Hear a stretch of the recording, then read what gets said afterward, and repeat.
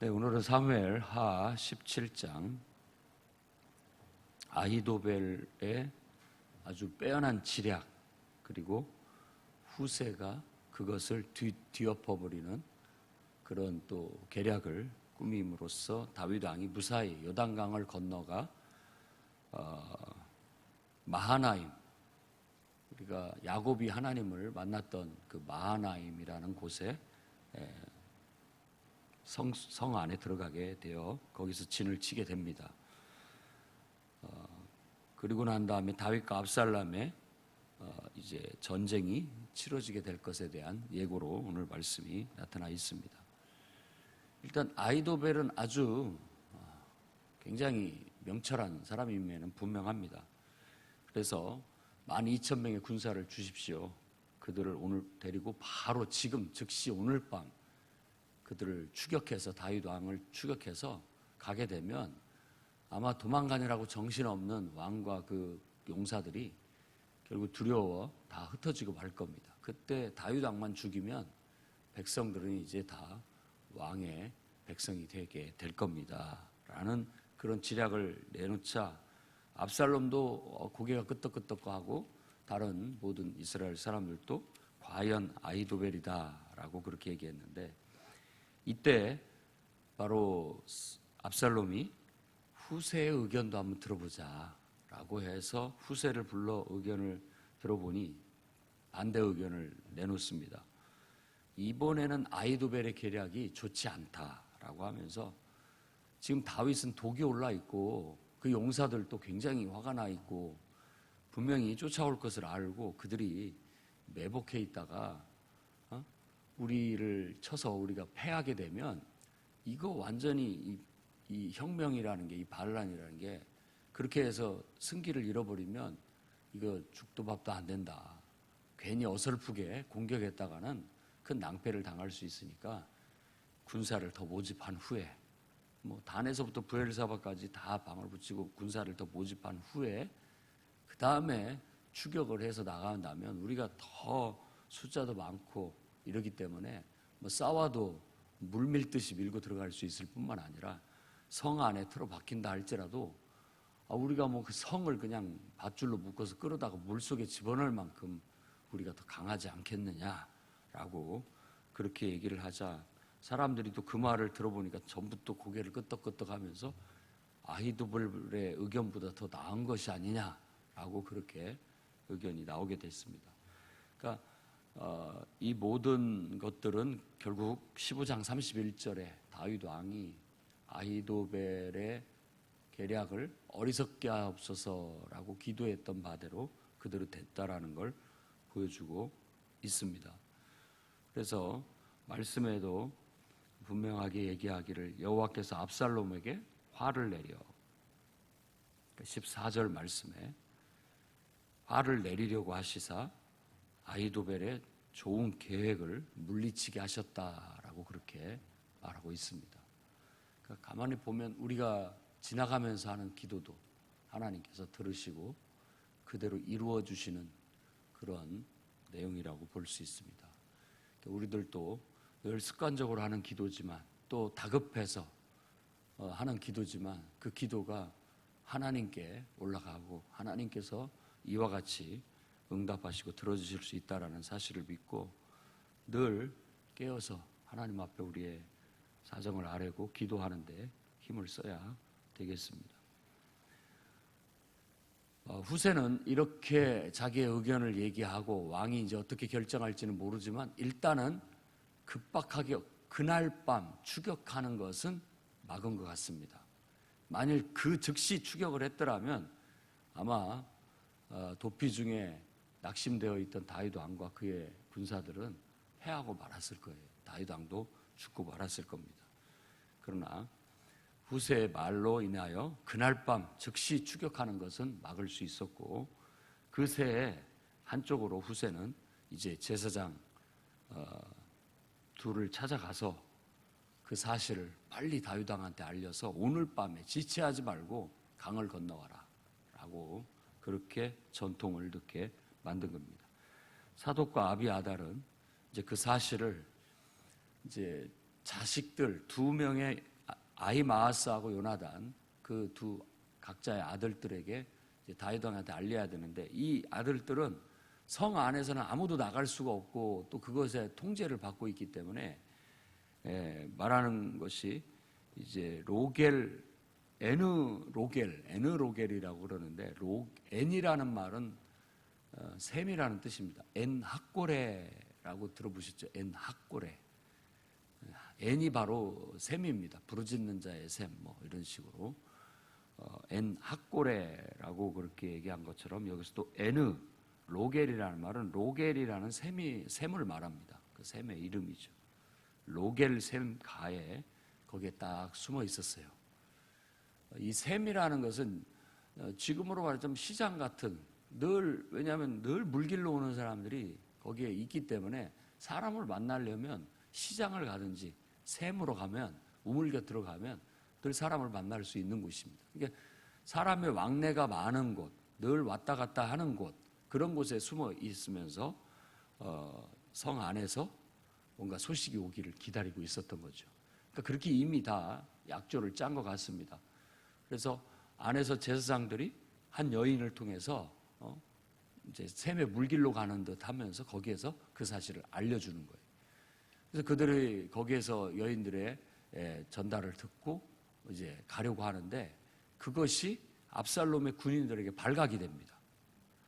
그래가지고 도망을 치다가 한 여인의 도움을 받아 우물 속에 숨고, 우물 위에 탁 덮을 걸 덮고 그 위에 딱 볶은 곡식들을 널어놓으니까 추격하던 사람들이 와서 그것을 찾지 못하고 돌아가게 됐고, 그 길로 그들은 요단강 나루턱에 있는 다윗 왕한테 가서 이 사실을 알리고, 오늘 밤에 즉시 지체하지 마시고 강을 건너라 해서 강을 건너 결국 목숨을 건지게 됩니다.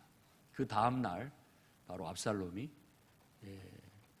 요단강을 쫓아왔고, 이미 강을 건넌 왕을 보고 요단강을 건너서 다윗 왕은 마하나임이라는 곳에 진을 치고 또 그 성을 둘러싸고 이제 압살롬이 진을 치면서 둘이 전쟁을 준비하게 됩니다.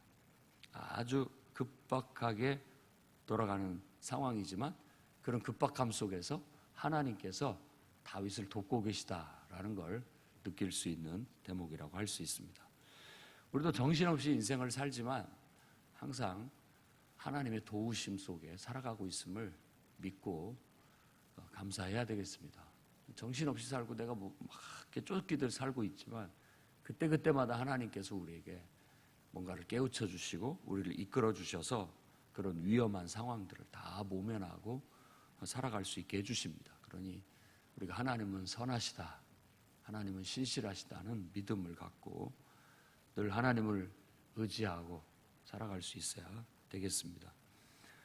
결국 다윗 왕은 마하나임에 진치고 전쟁이 벌어지게 됐는데, 여기서 잠깐 아히도벨을 언급합니다.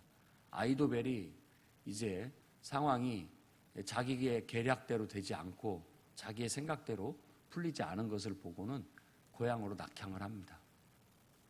압살롬을 통해서 다윗 왕을 죽이고 정말 자기가 세운 왕을 만들려고 했는데 이게 뜻대로 되지 않는다라는 것을 이제 알고는 그는 고향으로 돌아가 스스로 집을 정리하고 목숨을 끊고 갑니다. 굉장히 똑똑한 사람인 거죠. 자기가 이 모든 상황이 어떻게 돌아갈지를 알고 결국 자기는 죽게 될 것이라는 걸 알고 자기 목숨을 끊게 되는 겁니다.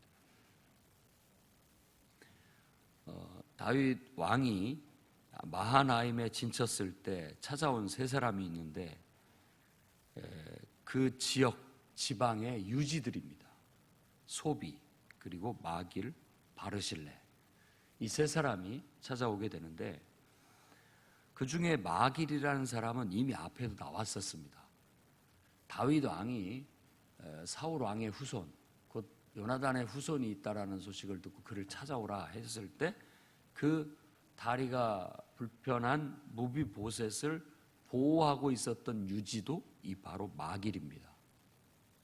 암미엘의 아들 이 마길이 아주 선한 사람이라는 걸 알 수 있고, 이 사람은 이제 사울이 왕일 때 사울 왕가에게도 호의를 베풀 뿐만 아니라 이렇게 다윗 왕이 어려움에 처했을 때도 그에게도 호의를 베풀게 되는 거예요.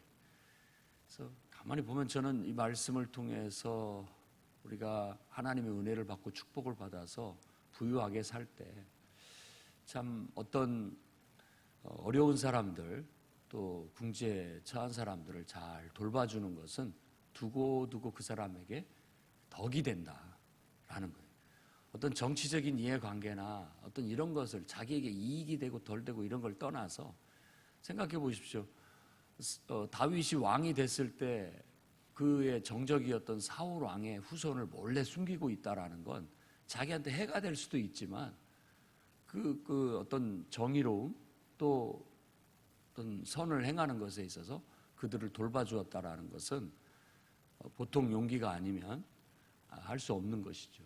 지금도 압살롬이 득세해서 왕이 될 수도 있는 그런 상황인데도 불구하고 다윗 왕에게 이렇게 호의를 베풀 수 있었던 것은 그가 늘 정의로운 사람이고 또 어려운 사람들을 도우려고 하는 그런 후덕한 사람이라는 걸 보여주는 겁니다. 우리 성도들이 이와 같은 인격을 배울 수 있었으면 좋겠고 또 하나님이 축복해 주셔서 여러분들에게 정말 물질적으로나 모든 면에서 후하게 하시거든 꼭 이렇게 어려운 사람들을 몰래 도와줄 수 있는 그런 선한 삶을 살 수 있으면 좋겠습니다. 다윗 왕과 그에 따르는 모든 사람들에게 먹을 수 있는 충분한 곡식들 그리고 음식들을 제공해서 다윗 왕을 도와준 사람이 바로 소비, 마길, 바르실레가 있었다라는 것. 그리고 이제 다윗 왕의 군대 장관은 요압이고 그다음에 압살롬의 군대 장관은 아마사인데 이 둘이 사촌지간이에요. 왜 사촌지간입니다. 그래서 요압은 수루야의 아들이고 또 그 바로 수루야의 어머니의 동생인 아비갈의 소생이 바로 아마사였다라는 겁니다. 그러니까 압살롬은 그의 요압의 사촌인 아마사를 자기의 군대 장관으로 삼아서 이제 전쟁을 치를 준비를 하게 되고 앞으로 왕위 다툼을 위한 전쟁이 18장에 벌어지게 됩니다. 가만히 보면 오늘 말씀에 나타난 아히도벨과 가론 유다를 이렇게 유추해서 생각해 볼 수가 있습니다. 아히도벨은 원래 다윗 왕의 모사였고 책사였습니다. 그런데 그가 배반하고 이제 압살롬에게 붙게 되었죠. 가론 유다도 예수님의 돈을 맡은 제자 중에 돈을 맡은 사람이니까 굉장히 충실한 제자였었습니다. 그런데도 결국 예수님을 배반하게 되었고 다윗 왕을 죽이는데 아히도벨이 아주 크게 기여하고 있었던 것처럼 유다도 예수님의 죽음에 기여하게 됐다라는 것을 성경에서 말하고 있습니다. 그래서 가만히 보면 이 다윗 왕의 이야기 속에는 예수 그리스도에 대한 암시가 이렇게 나타나 있습니다. 그의 마치 죽음과 부활 이런 내용들이 나타나 있어요. 그래서 예수님께서 말씀하신 것처럼 성경 곳곳에는 거듭남에 대한 암시들이 들어있다라는 거예요. 니고데모에게 네가 이스라엘의 랍비 선생님이면서 거듭남에 대해서 알지 못하느냐. 어찌 보면 성경 전체적인 내용 속에 죽고 다시 사는 문제에 대한 이야기들이 늘 나타나 있다. 이야기 속에 그런 것들을 얘기해서 사람이 물과 성령으로 거듭나야 된다라는 걸 강조하고 있습니다. 우리도 어쩌면 압살롬 같은 우리 스스로가 왕이 되려는 내가 죽어야만 진정으로 내 안에 거듭남이 이루어질 수 있고 정말 예수 그리스도께서 오직 나의 왕이 되셔서 내가 사는 것이 아니라 그리스도께서 내 안에 사시는 온전한 구원을 이룰 수가 있게 되는 겁니다. 그래서 오늘 또 다시 한번 여러분들이 정말 내가 인생이 굽어돌고 어려워지는 이유, 어찌 보면 아직도 내가 살아서 완전히 그리스도께 내 자신을 맡기지 못하고 그리스도의 주재권 안에서 온전히 세워지지 못하여 오늘 또 하나님께서 그 문제를 해결하기 위해서 내 안에 전쟁이 벌어지게 하고 또 우리 안에 이러한 고난이 찾아오게 하신다라는 것도 한번 생각해보고 이런 기회에 완전히 거듭날 수 있는 새롭게 변화되고 삶이 달라질 수 있는 그런 은혜가 있기를 주의 이름으로 축원드립니다. 기도하겠습니다. 거룩하신 주여,